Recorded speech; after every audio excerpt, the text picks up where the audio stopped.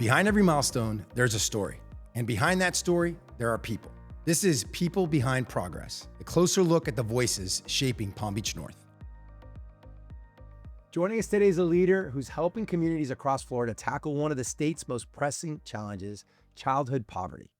Heather Cogar serves as the statewide director of community engagement for the Florida Chamber Foundation's Florida Prosperity Initiative.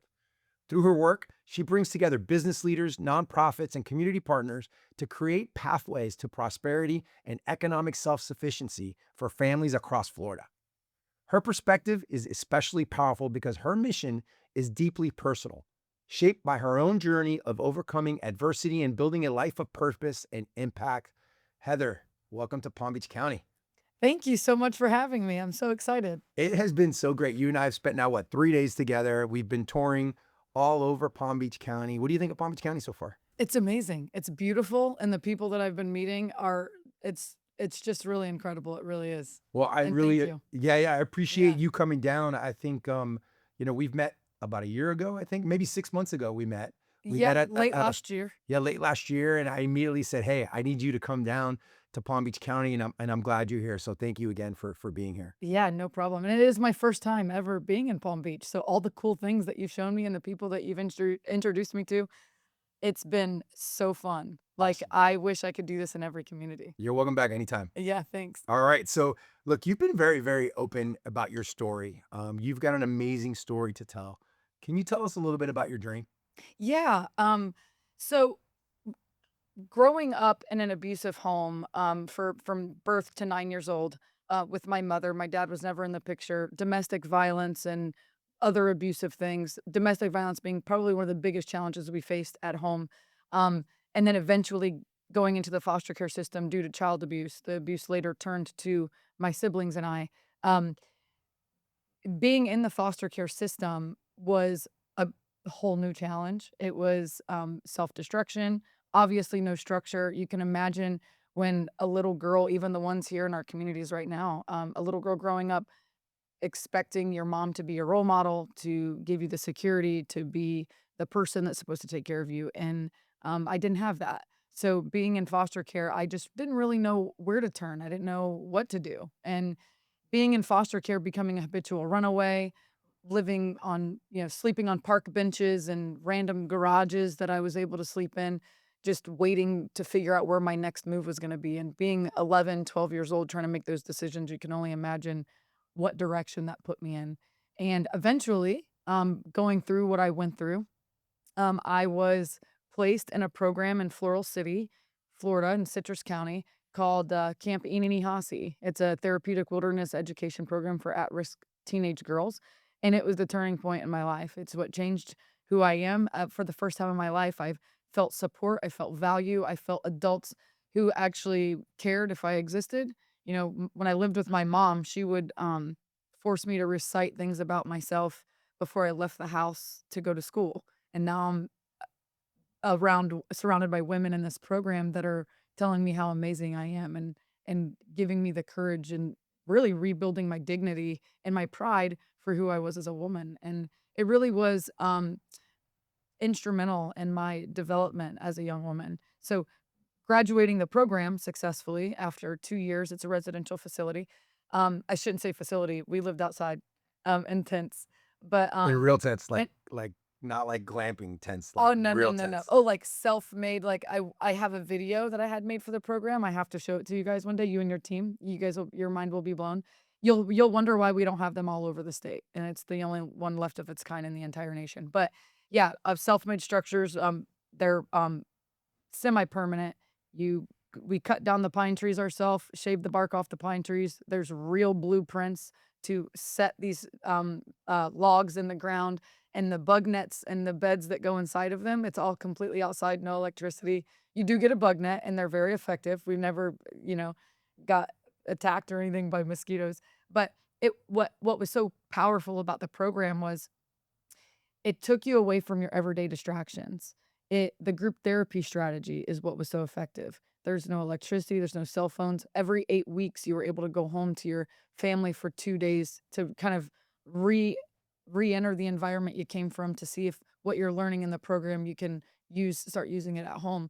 I didn't have a home to go to, so I didn't really get that privilege to be able to go. I went and visited my little brother sometimes, but eventually when I graduated the program, I went and stayed at the Independence House. It's a transition to independence program they had as a group home right there on the same property that's staffed 24/7.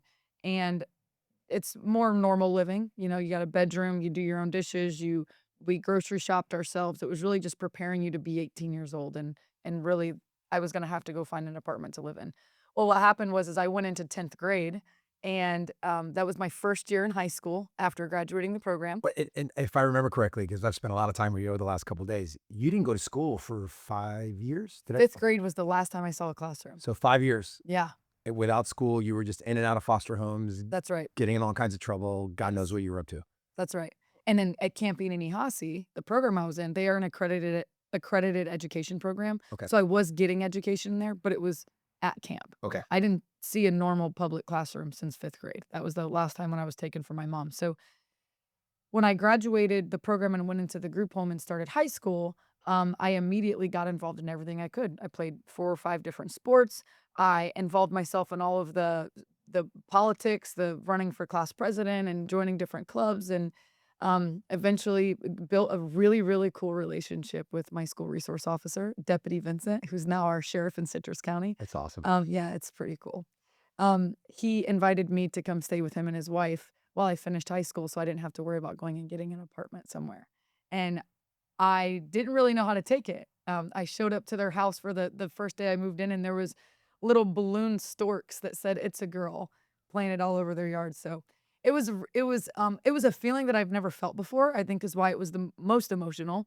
It was on the front page of the paper. They did a whole story on it in my community, and it gave me value. It gave me a sense of belonging, and it restored my dignity a little bit. I had my own bedroom. I had a family that was sitting around a table, having dinner with me. Never knew what a fajita was, and they ordered out Mexican and taught me, like, what that was, and, being 18 years old and not knowing the basics of what we take advantage or not take advantage of, take for granted so much was just really, really cool. And they had 2 younger kids, so they were like my little brothers, and it was awesome. So when I graduated high school, I graduated with 4 scholarships. The biggest social accomplishment of my life at the time was I was crowned homecoming queen, That's a pretty big and it was deal. That's pretty pretty cool. I was awesome. pretty dorky in high school, so I don't know why they thought I was so cool, but I did it, and it was, Deputy Vincent and his Class A's walking me across the football field when everybody else's dad was a really, the most alive I think I've felt to that point. It was like, how did I ever get to a point in my life where this is where I would be?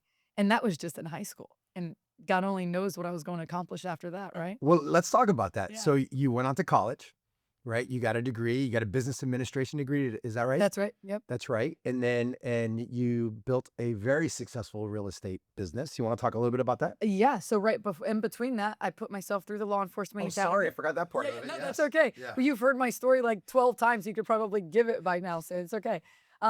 Yeah, so after I went away to college, I got my degree at the College of Central Florida. I actually moved back home and finished locally. And I put myself through the police academy. I was like, what am I gonna do? I don't want to use this degree in anything. I'm not really interested in anything. I was waiting tables for a few years. That's all I really knew. And then, I said, "I'm not gonna be a cosmetologist, and I'm not gonna be a welder, that'd be weird." And I said, I'm gonna go into law enforcement."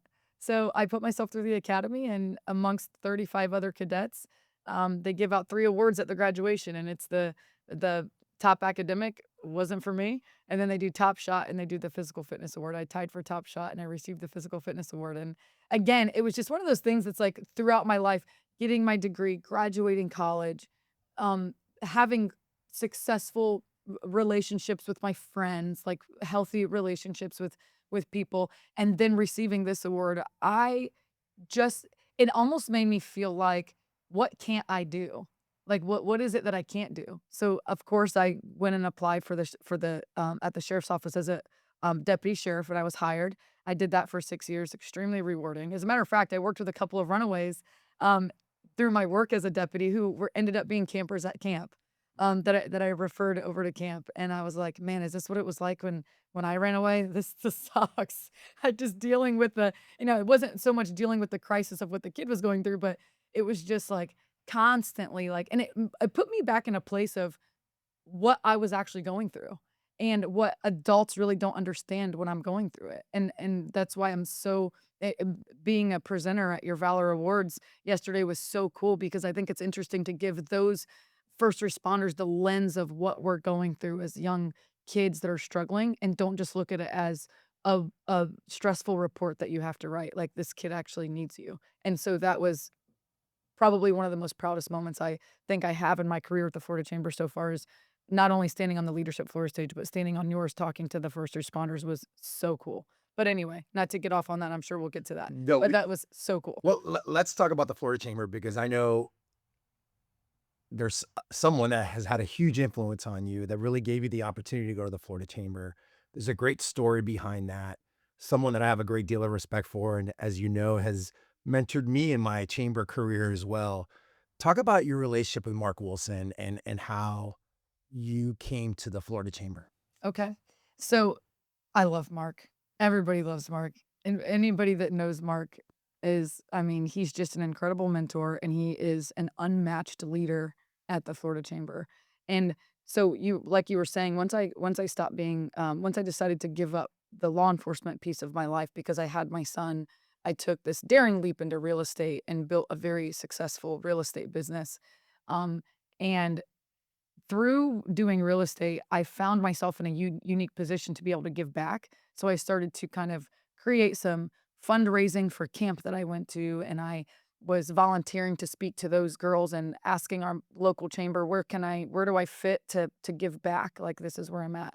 So I was actually invited to go speak at one of Mark Wilson's events for the Florida Chamber, and it was a mental health event. And I got to give my story a little bit, and that's where we met, and he was interested, and he was like, "I gotta know more about this." So we exchanged numbers, and he began to mentor me, and he mentored me for about a year and a half, 2 years, and learned everything there is to know about me. He's like, "I've never met anybody that's been through this kinda stuff, and I've never met anybody that was so funny." He said that, not me. You're not that funny. Not a little bit. So he said, him and I sat down and had a conversation one day, and he goes, it was in the middle of one of our really deep conversations, and he goes, "What's your dream job?" And I was like, "I don't know. I really like real estate. I'm an expert at it. I've become an expert at it, and I've very comfortable in it, and it's become a lucrative thing for my son and I don't have to worry about anything. And nobody tells me that I can't go on a field trip with him. I don't answer to anybody, and it's kind of given me the freedom and the financial stability to live the life the way I want to." And he said, "That's amazing, and I'm really proud of you for doing that. But if you could do anything in the world, is there anything that you would do, or is it real estate?" And I said, "No, I think there is. If money didn't matter and I could support my son and um, I could do anything in the world, it would be to travel the state, the nation, and eventually the globe, to tell my story to kids that sit in the very seats that I once sat in, to give them hope, because I truly believe that um, you are not defined by where you come from." And 2 months later, I received an offer letter. I'm gonna cry. From Mark Wilson and said, "I wanna make your dream come true." And here you are, And here I absolutely am. kicking butt, Yeah. hanging out in Palm Beach for 3 days, I know, you running guys are so around with Noel. lucky. Yeah. If we're so lucky. No, I really am. The pleasure's been all mine. The hospitality has been incredible. Yeah, you guys have been really, really, really good to me. Well, I think, the best leaders have been through some stuff, and there's, like, an edge That's right. to some of the best leaders I've ever met in my life. You've got a crazy, crazy, crazy, crazy story. Is there, like, an edge to you that just motivates you to get up every morning and make a difference in this community? Like, tell me a little bit about that. Yeah, thank you for asking that actually, because there's a lot of times I think to myself and I don't say it out loud, and that question's like a perfect opportunity to like get that off my chest actually. So I always tell people like I have a lot of stress in my life and I'm really overwhelmed, but in the best way it's ever been. And when I go to sleep at night, if I lose sleep, it's because I'm thinking about the kids that I once was. There's a million other little Heathers out there right now. In fact, specifically 711,000 of them in the state of Florida that are struggling with the very things that I did. And when you talk about what gives me an edge, it's the very moments that I'm sitting in silence by myself at home and I'm staring at my ceiling laying in bed and I cannot sleep because I know that these kids are suffering and what is it that we're going to do about it? And for the first time in my life, I have an opportunity now to be a small part. and what that looks like for Florida. So if that answers your question, that's my edge. The second I get that moment of silence in me and I'm like, okay, who do I need to go talk to next? Who do I need to impact? Who do I need to explain how this is going to work so that we can change that for those kids? So I want to talk a little bit about the Florida Prosperity Initiative, but before we get to that, tell me about your role. What's your day to day like? Like, what do you do in your position as a statewide director? So I'm the statewide director of community engagement. So my Yes. job is to travel all over the state, really sharing my story to um, let the business community know how important it is for them to lean in. I mean, I can tell you several business leaders and adults that stepped into my life and little parts of my life. They don't realize that mattered today when they did those things. But I go and I help help communities understand that what they're doing is amazing. We just have to start connecting. So as I travel around the state, I get to meet with incredible people like you guys, local chambers, local sheriff's offices, law enforcement agencies, school superintendents, nonprofits, and I get to learn all about what's amazing so I can go share it to the next tour I go on in Florida. And then I get to share with other communities what's working in what I've learned from other communities that I visited. And when I share my story, it's not to say, oh, isn't this so sad this is happening? It's to say, I'm a speaking representative product of what happens when the business community steps in, believes in a kid, and also is so unconditional that they don't give up. And that's what I tried to encourage communities to do, and our whole model before I ever shook Mark's hand, that was his vision, and then meeting me was just more of it was like, this solidifies exactly what this is, because that's exactly what happens when people step in, so I travel the state doing just that in every community that I can reach. Let's talk about the Prosperity Initiative. Where'd it come from? Tell me more about it. What is it? So it's an effort to cut childhood poverty in half. It's a statewide effort to cut poverty in half by cut poverty in half by 2030. 2030. 2030. It's It's a what, 3.5 years it's a away? big initiative. Yeah. Okay. And it won't happen if we keep doing what we're doing. It will happen if we can figure out how to take all the amazing things that we have already available to us, not creating new programs, not reinventing wheels, not starting up a new nonprofit. We have stuff that is unbelievably amazing. People just don't know how to access it. They don't know that it exists. And all of these amazing organizations are working in different directions. And if we can get all of them to just spin in one circle and stop on the same direction, move in the same direction, and align on the same target, it is a very solvable issue. So the initiative talks a lot about root causes. There's 10 root causes, 10 root cause. which you could say in your sleep, right? What does that actually mean? Like, what does that mean? So the 10 root causes of poverty are the very reasons that anybody in this room can go into poverty, and the same 10 reasons that could prevent somebody from getting out of it. And the Florida Chamber, far before I was a member of it, they worked with the National United Way and the Federal Reserve to figure out what are the actual reasons that are keeping people from becoming self-sufficient.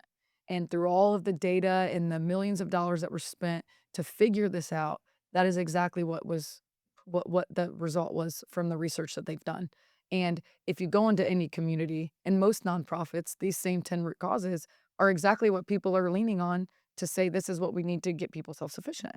And if we can figure out how to create not create resources, but create awareness for the resources that we have for all 10 of those: food insecurity, lack of transportation, childcare, healthcare, job training, all these things that truly do hold people back. And the chances are if somebody's suffering from one of those things, they're suffering from probably all of them.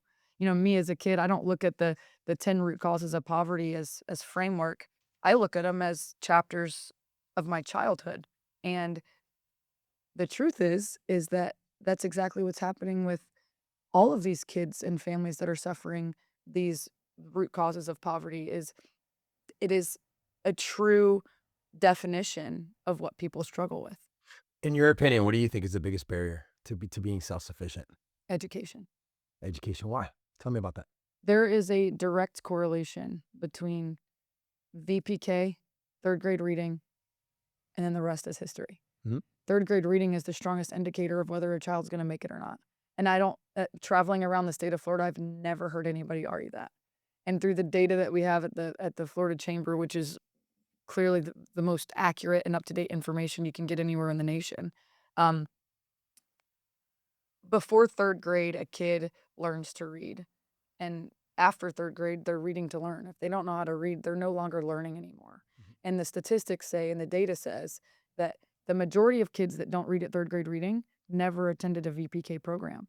So if we fix early learning, and I'm stealing this from Mark Wilson because I have to give him credit on this. He says it in every room that he walks in.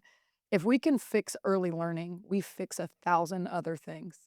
And if we can get our kids to be reading at third grade reading, which means they need to be in VPK, then, you know, another statistic I just remembered is 70% of our prisoners incarcerated in the Florida state prison systems, they don't read at third grade reading. So the indication of how important it is for early learning and early education, it's critical. And even families that are struggling that, didn't break the cycle, they don't realize that what they're doing isn't normal. It's just their normal. So early learning is imperative, but education too for the adults that are seeking it is also just as important. One of the root causes is education. That's not just for kindergartners. That's education for a lot of people. Right here in Palm Beach County, there are 140,000 adults without a GED. That means that's 140,000 adults that are struggling getting jobs because you need that to get a job, or even start a career anywhere. So, What communities are getting right? I mean, you're all over the state. You're spending a lot of time with these community leaders. I mean, this is your jam, right? Who's getting it right, and what can we learn from them? well, I'm gonna tell you, I'm gonna brag on you guys a little bit. Come on, baby, Yeah, brag on Fall yeah, Beach. yeah. I am gonna brag on you guys a little bit because it's not very often that I get to spend 3 whole days in a community, and I've had the unique privilege to do that this week. And something that I see here in Palm Beach, and you talk about a community getting it right, is the collective impact model that you guys are directly correlated with. You guys are not lacking business investment. You guys are not lacking passion and resources. You guys have it all. I mean, working with your sheriff's office, your United Way, your Girl Scouts Place of Hope, and the incredible people I've been able to meet. Eric Kelly with the Quantum Foundation. I mean, it's just been unbelievable. I mean, I'm sitting here, we're sitting in the meeting with the sheriffs, and they're telling us that we don't have enough time to tell you all the programs that we have to help kids in foster care, to help what we're doing for the homeless, what we're doing for the disadvantaged. And I was like, we've got to reschedule because I've got to know all this stuff. So, my eyes are just growing because I think it's incredible. And what Palm Beach County needs to know is that not everybody is like this.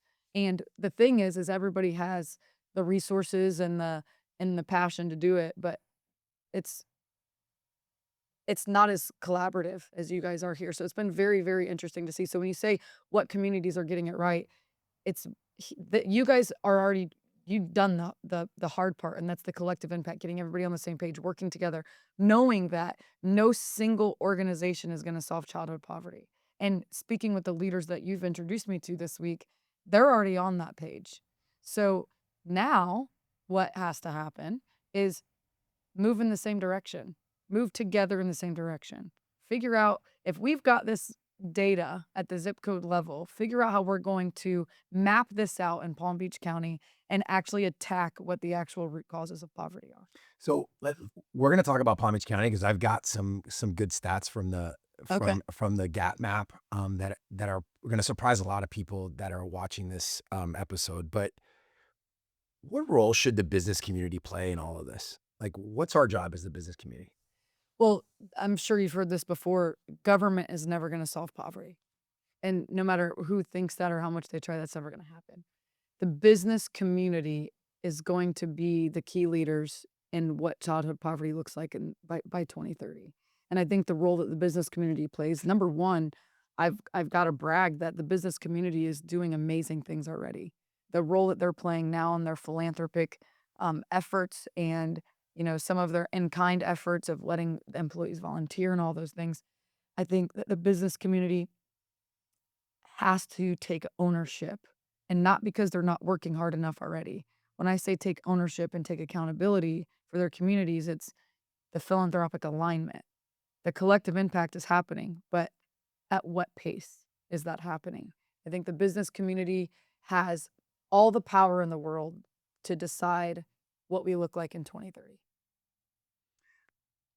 If you could wave your magic wand, right, and say if there's one issue that I could solve impacting economic mobility in Florida, what would that be? Education.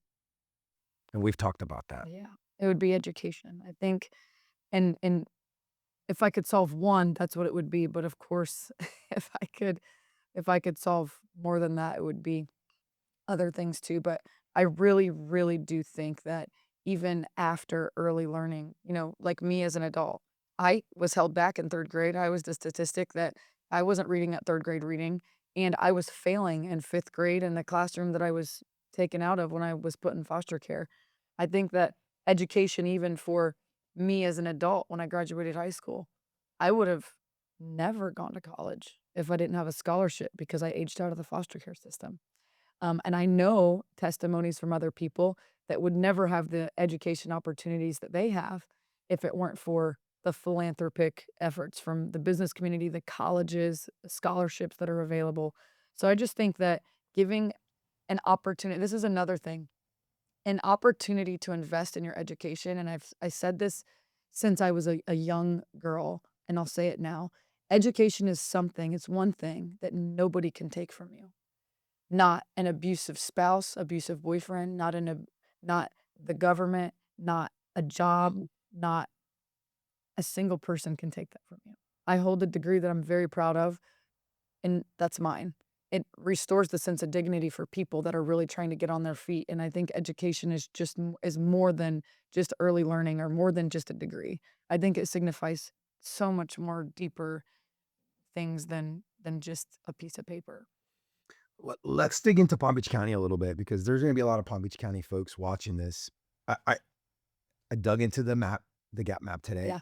and dug up some information, and it's probably going to like surprise the heck out of some people. You hear about Jupiter. I live in Jupiter.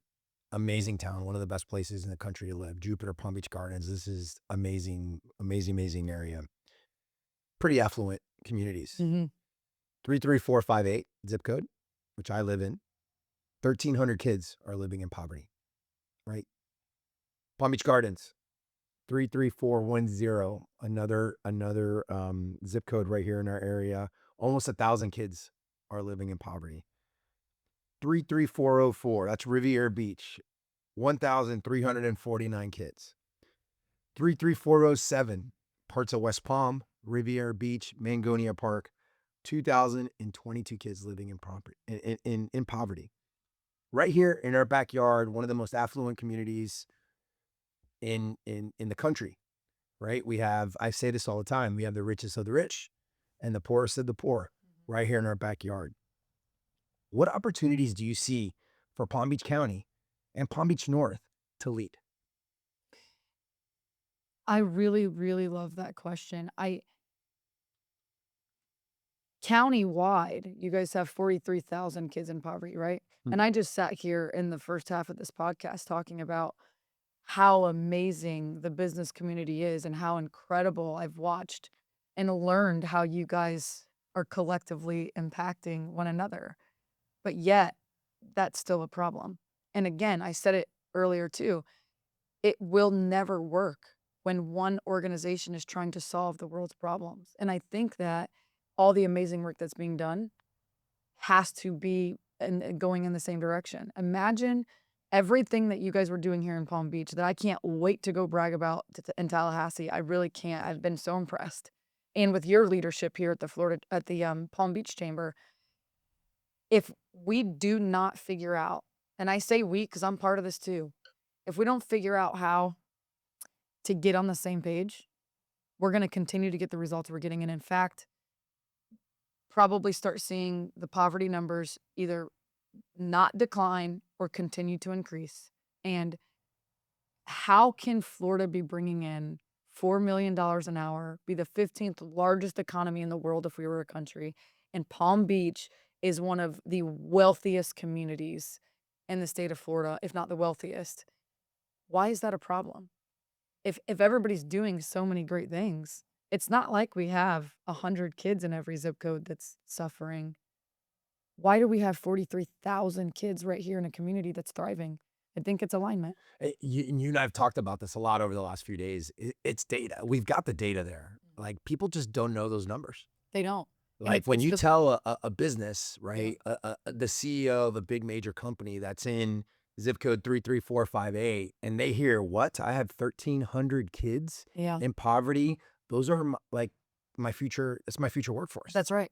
right? That's right. I think when a CEO hears that, they want to jump in and help, right? So I think the biggest thing is awareness of the data that's out there, and really getting the community to talk more about the data that's out there, You're and so more right. about the issues that we're having. Absolutely. And I'll tell you in my experience working with business leaders across the state, um, the second they hear about the numbers in their community, oh, it's on they're on fire.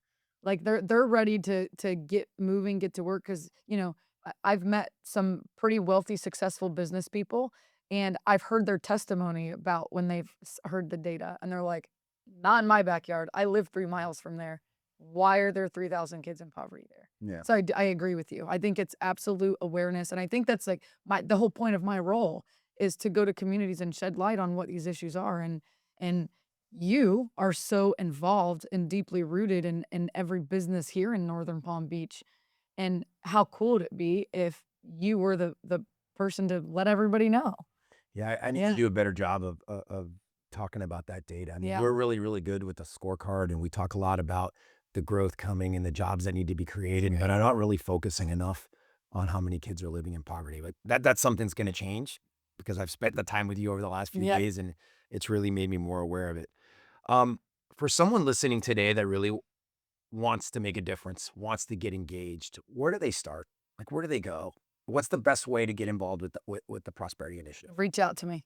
Reach out to you. Call me, text me, email my team. My information is available on the Florida Chamber's website, and so is our whole team, including Mark Wilson. Um, he- um, there's so many ways to get involved. Number one, on our website, actually, to this packet that's in front of me, our prosperity playbook. It shows all of our 10 root causes. It shows how to get involved, become a zip code leader. Imagine in every single zip code. There's 51 zip codes in Palm Beach. Half of your 43,000 kids in poverty live in just 10 of those zip codes. 51 zip codes, over 30,000 businesses just in the northern Just part, in the north end. just in the north end, and 800 members. Let's just take your members. Yeah. People that are invested in the chamber's work. Just 51 businesses is all we'd need to take ownership of the zip code and then say, let's find 10 people that have natural solutions for each of these root causes. A church, maybe for food security, maybe there's a career source in the area for the job training, and say, let's do this in our neighborhood. Let's do it right here. And then in the next zip code over, they're like, let's do this in our neighborhood. And eventually you've got 51 business leaders taking ownership of a zip code and delegating responsibilities to businesses that maybe they're just tired of writing checks. Maybe they really are ready to see results happen in their community. And this is the framework for it. Becoming a zip code leader, a root cause leader within a zip code, and then, of course, joining our advisory board.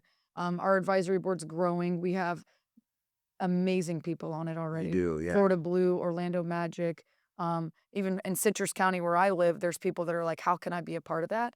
And really those people on the advisory board, it's not so much what we can do for them. It's they're joining us because they're excited about what they can do for us, and they're invested in this work already, and they're amazing people that I get to consult with every day about what do we do next? Give me some advice on how to do this. But yeah, our advisory board is growing and reaching out to me. I would love to go into any community that has open doors for me and explain what our gap map is, what is the data in your community, what's the biggest things that your community's facing as far as crisis and what they're suffering with, and kind of start mapping out a plan on how we can attack the issues in the community. I'll tell you that, I've learned a lot over the last few days, and you and I have talked about you going out to other chambers across the state to do this and learn about their communities and learn about some of the programs.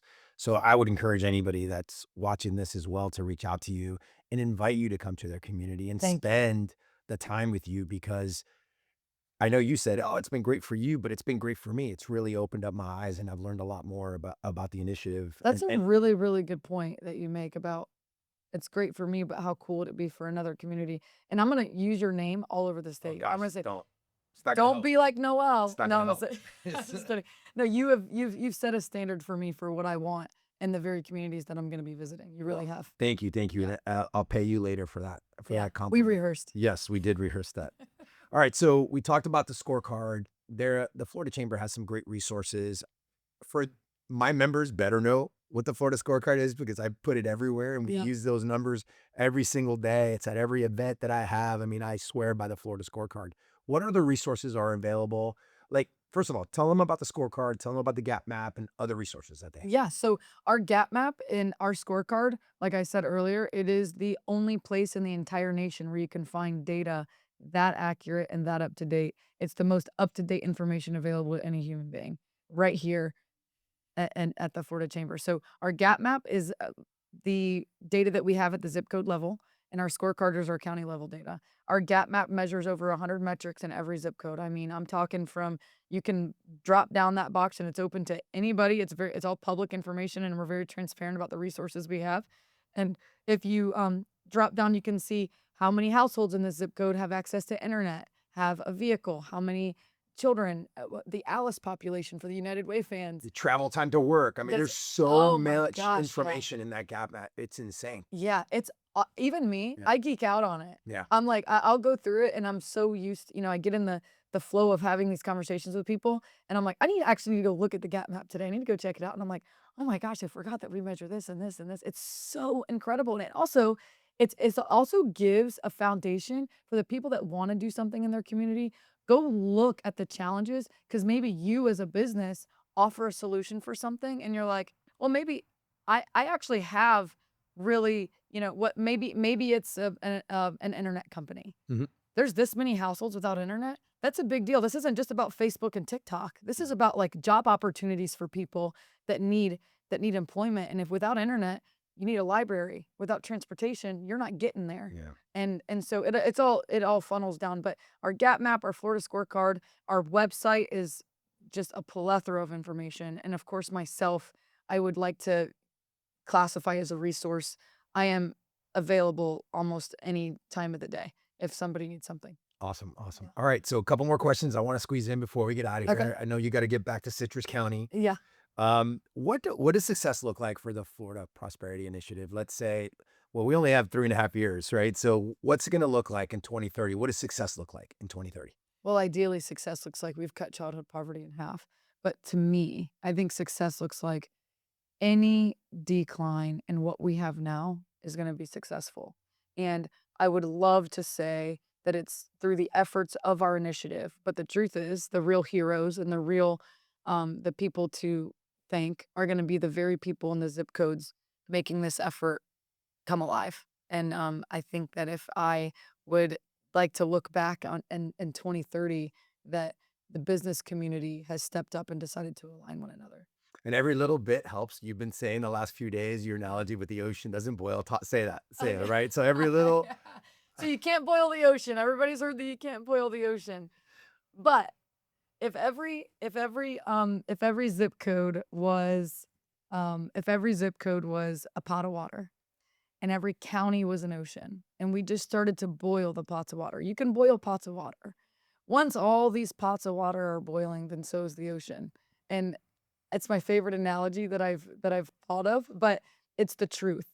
There's a reason that we have data at the zip code level, and there's a reason that no single nonprofit and the government has not solved this issue. We have to take ownership as the business community and really start to figure it out. all right, last question and you're off the hook. Okay. All right. I ask everyone this. Okay. What gives you hope about Florida's future? People like you. Oh my God, stop. Yeah. Stop it. You're gonna It was you're gonna rehearsed choke again. me up. Don't do that. No, for real. Kids can't It's say that. meeting it's meeting people just like you in the communities that I get to travel, because if it weren't for people that were invested like you, like your sheriff, like your United Way, like Mark Wilson, Mhm. like the agency secretaries that I've been able to meet and collaborate with, this will never happen. It's gonna take all of us to figure out how to take our passion and turn it into the energy that the kids need. And if I could leave with this, behind all of the data, behind all of these statistics and the fun podcasts and the galas and the events and the conferences that we go to, there's a kid suffering in the very homes that you drive right past. And those kids do not attend the same grocery stores that we shop at. They don't go to the events that we go to. These kids are not, we don't see them. The data shows us what we can't see with our own eyes. And if my story happened right here in Palm Beach County, you would never even knew it happened if I didn't make it my life's work to tell it. So when we're talking about outcomes, measure your outcomes, use the data. And at the chamber, we are data driven and business led, and we are on a mission to eliminate government dependency, replace it with self sufficiency. And it will only happen if we all start pointing in the same direction. Yeah, you are freaking amazing. Thank you. You are amazing, Miss Heather Cogar. You did forget to ask me something, though. What did I forget to ask? What's my favorite part about Palm Beach? What is your favorite part about Palm Beach? Breakers! I took, yeah. So for everybody paying attention, Heather's never been to Palm Beach County, didn't even know what the Breakers was. So we did like a I was little like, that drive sounds by, fun. ran in. It was, it's very, very nice. If you don't know what the Breakers is, you need to know what the Breakers Oh is. my It's gosh, fun. I can't wait to tell everybody about it. I'm gonna come stay one day. Oh, It Lord. was the coolest thing. You're the best. All right. Yeah. So where can people get more information about the initiative? Where can they find you? Where can they get more information? FloridaChamber.com. FloridaChamber.com. FLChamber.com. You can even Google Heather Cogar Florida Chamber and it'll pop up. And you can, my phone number, I sell real estate, so my phone number is anywhere. It's not hard to reach me. If somebody really wants to reach me, they can reach me. And also, if you just want some information, check out our playbook on our Prosperity Initiative link on our website, and you can find all the information that I'm giving you now. And if you want to link up, have a Zoom call, if you're a nonprofit that's doing amazing, incredible work that's measurable, that's got really amazing outcomes, I want to know about it, because we have a newsletter that goes out to thousands of members, thousands of people, and I want to be able to brag about what's working so that everybody in the state can know about it and they can do it in their own communities. All right. Well, you're the best. You're such Thanks. an amazing human. It's been awesome to spend time with you over the last Thank 3 you. days and really, really get to know you. We're here, whatever we can do to support you and help you with this initiative. We think it's a big deal for our state. And it's a very, very important issue that we need to tackle. So again, thank you so much. Absolutely. To all Thank of you our- guys. Yeah. To all of our listeners, thank you so much for tuning in. And we hope to see you guys soon. Bye-bye. One of the biggest takeaways from today's conversation is that lasting change happens when communities come together around a shared purpose. Whether we're talking about childhood poverty, workforce development, education, or economic opportunity, progress doesn't happen by accident. It happens when people and organizations are willing to work together to create solutions.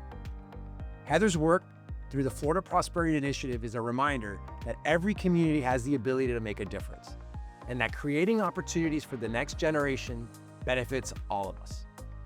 Thank you so much for watching, and we'll see you next time.